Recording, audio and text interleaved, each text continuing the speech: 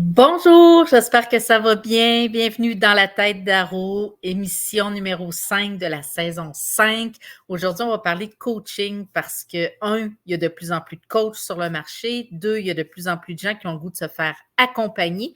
Puis j'avais le goût aujourd'hui de vous donner des outils, 10 questions à vous poser pour trouver la bonne personne, la personne qui va vous faire progresser, la personne qui va bien vous accompagner, la personne qui va être alignée avec vos objectifs et avec laquelle vous allez développer une relation tissée serrée qui va vous permettre de vous propulser et d'être bien comme entrepreneur, solopreneur, gestionnaire, directeur ou peu importe le poste que vous occupez. Donc, de se faire accompagner, c'est quelque chose qui est, je le crois sincèrement, essentiel parce que les plus grands se font accompagner, que ce soit les premiers ministres ou quoi que ce soit. Ils ont des coachs, ils ont des mentors, ils ont des gens autour d'eux qui sont là pour veiller à leur bien-être personnel et professionnel. Puis, je me présente, moi, Caroline Bergeron, je suis artiste peintre professionnelle. Je suis une ancienne entrepreneure dans la restauration. J'ai eu un poste de direction aussi pour les soupes Campbell pendant 10 ans à Montréal et je fais aujourd'hui de l'accompagnement en mentorat et je fais aussi du coaching d'affaires avec des clientes de tout acabit. Je vais vous en parler, vous expliquer la différence déjà en commençant entre le mentor et le coach. La posture d'un mentor, c'est souvent une personne en entrepreneuriat qui a eu des business et autres et qui veut redonner à sa communauté. Donc, il va le faire gratuitement. Ça va être une forme d'accompagnement qui va être différent du coaching parce qu'en mentorat, hein, lorsque j'accompagne mes clients en mentorat, je ne suis pas dans le service conseil, je suis dans l'accompagnement de la posture de l'homme et de la femme derrière le chef d'entreprise. Donc, on va aller toucher des fibres un petit peu plus sensibles au niveau personnel et je ne donne jamais de conseils, j'amène la personne à trouver en elle les réponses. Donc, c'est beaucoup plus une forme de questionnement. As-tu déjà pensé à ça? Qu'est-ce que tu ferais dans cette situation-là? Qu'est-ce qui monte en toi? Donc, on est vraiment beaucoup plus dans le questionnement. Alors que la posture de coach, lorsque je fais du coaching, il y a du coaching de groupe, il y a des programmes d'accompagnement en groupe, il y en a en one-to-one. L'important, c'est de choisir celui qui résonne en vous. Personnellement, je ne fais que du coaching one-to-one parce que je suis capable de mesurer les résultats dès le départ dans mon accompagnement. Mais le coaching, on va vraiment accompagner dans la tâche, dans l'exécution, dans les étapes pour atteindre les objectifs qui sont fixés, dans l'accompagnement au niveau du suivi, dans le fait de se faire challenger. Lorsqu'on paye pour se faire accompagner, on veut des résultats. Donc, le coach est dans une posture réellement, non seulement d'accompagnateur, mais de motivateur à atteindre les résultats et à être dans l'exécution, dans la tâche, dans l'action. Donc, il y a 10 questions que j'ai le goût que vous puissiez vous poser pour choisir la bonne personne parce que tout est une question de fit. L'important, c'est que vous vous sentiez bien avec votre coach, que votre coach se sent bien avec vous, puis que vous sentiez qu'il est engagé dans votre succès. Ça, c'est la clé. C'est quelque chose qui est primordial pour que vous vous sentiez bien à vous livrer, à dire les vraies choses, à cheminer, à passer à l'action, puis à être capable aussi de faire des pivots à travers le processus d'accompagnement parce que le monde des affaires, les relations entre les gens, les communications et autres, c'est pas un long fleuve tranquille, c'est pas une ligne droite, il y a des variations de tous les sens. Donc, il faut s'ajuster, il faut s'adapter, il faut gérer le changement au fur et à mesure. Donc, c'est important d'avoir quelqu'un avec lequel on va se sentir bien, qu'on va sentir qu'on va pouvoir tout dire pour être capable de bien cerner les choses et surtout être en mode solution et avoir un plan d'action qui est clair. Donc, les 10 questions, je vais vous partager la première. La première chose, c'est à qui vous vous adressez? C'est qui le coach que vous cherchez? C'est quoi ses antécédents, ses expériences? Il a fait combien de clients? Il y a combien d'années d'expérience en coaching? C'est quoi la réussite de ses clients? Parce que souvent, je le vis actuellement où je ne fais aucune publicité pour me trouver des clients coaching. Les clients viennent à moi par référencement, bouche à oreille. Les gens aiment ma vibe, ma verve, comment est-ce que je m'exprime, mon engagement dans le succès de mes clients et tout ça. Donc, j'ai le goût de vous dire, posez des questions pour bien cerner qui est le coach, c'est quoi son expérience, c'est quoi son expertise. La deuxième question que vous devez vous poser, c'est quoi le style du coach? Parce qu'il y a des coachs qui sont plus directifs, il y a des coachs qui sont plus cartésiens dans leur méthode, il y en a qui sont beaucoup plus une discussion, il y en a vraiment de toutes les formes, il y en a qui sont plus structurés, il y en a qui sont plus désorganisés, mais il y en a pour tous les goûts. Donc, de définir ce que vous cherchez. Si je fais le parallèle avec l'accompagnement que moi j'offre, je suis une personne qui est très organisée, très structurée. J'aime avoir un plan, j'aime définir des actions, des étapes à accomplir. J'appelle ça mon to-do list, mais pour moi, c'est ce qui me permet d'accomplir mes résultats personnels et c'est des outils que je mets en place. Ce que je fais moi, ce que je prône dans ma carrière, dans mes carrières d'entrepreneur, de conférencière, d'auteur, d'artiste peintre, c'est ce que je mets en place moi et qui fonctionne, c'est cette recette-là, ce secret-là que je transfère à mes clients en coaching. L'autre élément aussi que vous devez vous poser, la troisième question, c'est est-ce que cette personne-là a des témoignages? Vous voulez s'assurer que le coach que vous allez choisir a une clientèle de clients satisfaits et j'ai le goût de vous amener à vouloir aller chercher des références même, de poser la question au coach avant de signer avec lui, de travailler avec lui. Si vous pouvez contacter certains de ses clients pour avoir des références, avoir un échange, poser des questions. Donc, la personne qui est dans l'ouverture la plus totale puis qui n'a pas de cachette à faire va se sentir très à l'aise à vous donner des clients avec lesquels il travaille encore. Bon, mon chien vient voir quelqu'un. D'ailleurs, oui. Oui. Viens ici, mon chien. Oui. La loi du direct ou des enregistrements, Maya, ça va. J'ai une belle berger de Shetland ici avec moi. Puis, elle est rendue à 12 ans, Maya. Puis, aussitôt qu'il y a quelqu'un qui passe dans la rue, puis surtout au chalet, elle fait sa gardienne. Donc, désolée de l'interruption. Tout ça pour dire qu'il y a des témoins. Ça va, Maya. Tu viens-tu? Viens. Viens ici. Viens le bon chien. Tout ça pour dire que témoignages, allez chercher des références, allez chercher des témoignages, lisez ce que les gens ont à dire sur cette personne-là. S'il n'y en a pas, c'est aussi une réflexion à vous poser, de dire pourquoi il n'y en a pas. Donc, les coachs qui sont en affaires, qui sont aguerris, qui ont du succès professionnellement comme coach, vont être très, très fiers de mettre et d'afficher les résultats sur les réseaux sociaux ou sur leur site web. Le domaine d'expertise, si vous êtes en technologie de l'information puis vous allez prendre un coach en bien-être de méditation, ça se pourrait qu'il y ait un clash. Donc, de choisir votre coach en fonction de votre domaine d'expertise et de ce que vous voulez développer.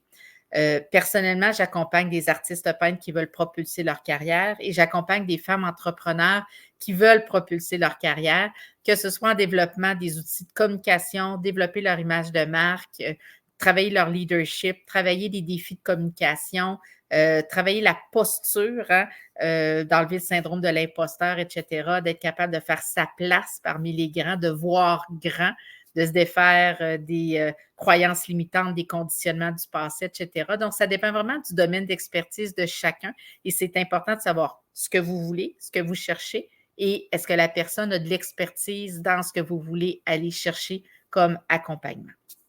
Le cinquième élément que j'ai le goût de vous partager comme question à vous poser, c'est quoi les outils que le coach va utiliser? Est-ce que ces outils-là correspondent à votre méthode d'apprentissage? Parce qu'il y a des gens qui sont visuels, des gens qui sont auditifs, il y a des gens qui sont kinesthésiques, il y en a pour tous les goûts. Donc, de poser la question, est-ce que c'est des rencontres en présentiel, en virtuel? Est-ce qu'il y a des documents écrits? Est-ce qu'il y a des enregistrements qui sont fournis, etc., etc.? Donc, poser des questions sur les outils utilisés pour maximiser votre temps en accompagnement, de coaching. Un autre élément aussi qui est intéressant et que vous pouvez vous poser comme question, c'est comment vos progrès vont être évalués. Est-ce qu'il y a des unités de mesure? Est-ce que la personne va être capable d'identifier le jour 1, le jour 10 et le jour 20? C'est quoi la progression? Comment est-ce qu'elle va être capable de vous présenter, de vous faire voir cette évolution-là aussi? Donc, il y a des unités de mesure, il y a des résultats tangibles en dollars, il y a des résultats tangibles en nombre de clients, en portée sur le web, en opportunités qui se présentent à nous, etc. Mais c'est quoi les outils de mesure? Ça, c'est un autre élément qui est intéressant aussi pour vous permettre d'évoluer. Un autre élément, et je pense qu'il est essentiel, est-ce que votre coach, il est disponible et accessible? Donc, le coaching se doit d'être fait dans des moments où vous avez besoin. Donc, est-ce que la personne, elle est disponible? Est-ce qu'elle est disposée, présente lorsque vous faites vos accompagnements avec elle? Est-ce que vous avez l'impression que vous avez 100% de son attention puis qu'elle vous donne le meilleur d'elle-même? Donc, ça, c'est des éléments aussi. Puis, dans l'accessibilité, bien, il m'arrive à l'occasion de recevoir un coup de fil. Caroline, as-tu 2 minutes? J'ai une question, j'ai un enjeu, j'ai besoin juste de ventiler ou de prendre un peu de recul pour prendre la meilleure décision possible. Puis, est-ce qu'elle va répondre oui, je suis disponible pour toi? Puis, tout cet aspect-là, c'est des éléments qui sont essentiels à votre cheminement parce que c'est pas vrai que le lundi 12 octobre à midi, les besoins vont tous être là. Ça se peut que sur le chemin, après, pendant ou avant, il y ait des besoins aussi spécifiques. Donc, est-ce qu'elle est disponible? La 8e question que je vous invite à vous poser, ben, c'est d'aller chercher l'information sur les coûts relatifs à leur service. Est-ce que c'est un taux horaire? Est-ce que c'est des blocs d'heures? Est-ce que c'est un programme mensuel, annuel, trimestriel? Est-ce que ce coût-là répond à un budget que vous avez? Puis, j'ai aussi le goût de vous poser la question, plus c'est cher, est-ce que mieux c'est? Posez-vous la question à savoir, basée sur toutes les précédentes questions que je vous suggère de dire, ben, est-ce qu'un programme d'accompagnement à 35 000 vaut plus qu'un accompagnement privé à un taux horaire de 150, 200 de l'heure, etc. Posez-vous simplement la question, quels sont vos moyens? Qu'est-ce que vous recherchez? Puis, ultimement, la résultante, le retour sur l'investissement, c'est les résultats que vous allez avoir. Puis, partez avec le principe que souvent, ceux qui chargent un taux horaire très élevé ou autre, bien, c'est parce qu'ils ont une très grande expertise et que vous allez probablement être capable d'en faire plus en moins de temps. Donc, c'est aussi des éléments à considérer. La 9e question que j'ai le goût de vous amener à vous poser, c'est est-ce que vos valeurs intrinsèques, vos valeurs non négociables fit avec votre coach? Est-ce que vous avez les mêmes valeurs? Parce que s'il y a un choc de valeurs dans votre façon de vous exprimer, d'échanger sur des sujets aussi simples de la vie courante, bien, partez avec le principe que quand ça va être le temps de parler d'enjeux, business ou autre, ça se peut qu'il y ait des clashs. Donc, assurez-vous qu'il y ait une compatibilité entre vos valeurs de votre coach et autres. Puis ça, bien, ça se pose dans les questions de dire c'est quoi qui t'anime, c'est quoi les valeurs, c'est quoi ta mission de vie, d'aller chercher vraiment toute la posture et l'essence de votre coach. La 10e question qui peut être intéressante à vous poser pour choisir le bon coach qui va vous accompagner, c'est quoi la vision à long terme? Parce que dans le court terme, des fois, il peut y avoir une urgence qui fait qu'on a besoin d'accompagnement ou autre, mais ultimement, c'est quoi la vision après les étapes d'accompagnement? Donc, c'est super intéressant et important d'aller chercher la compréhension parce que ça se peut que le besoin en coaching soit court, ça se peut que le besoin en coaching soit long. Personnellement, j'accompagne des gens, certaines clientes depuis plusieurs années en coaching à raison d'une fois par mois. J'ai des blocs aussi où une personne, surtout au niveau des artistes peintres, ils ont un bloc de temps pour développer finalement toutes les fondations du développement de leur carrière. Puis après ça, bien, ça va être de façon ponctuelle aux besoins. Fait qu'il y en a vraiment pour tous les goûts. Il y a des coachs qui ont cette souplesse-là. Il y en a d'autres que c'est voici mon programme, voici ce que j'ai à offrir, etc. Donc, informez-vous sur c'est quoi la vision à long terme, c'est quoi la promesse que le coach peut vous faire par rapport au développement de vos affaires, à votre personnalité. Puis, travailler avec un coach qui croit en vous. Parce que l'effet Pygmalion, hein, souvent, des fois, on a des doutes, on a besoin d'être rassuré, puis assurez-vous que la personne avec laquelle vous allez travailler va être la cheerleader sur le côté, puis qui va vous encourager, puis qui va croire en vos projets. Parce que sinon, on ne veut pas travailler avec quelqu'un qui va éteindre nos rêves. On veut quelqu'un qui est réaliste, qui va nous donner des bons outils, mais ultimement, on veut quelqu'un qui croit en nous aussi. J'espère que ces 10 questions-là vous ont fait réfléchir, vous ont permis de vous faire une tête sur comment trouver le bon coach pour vous accompagner.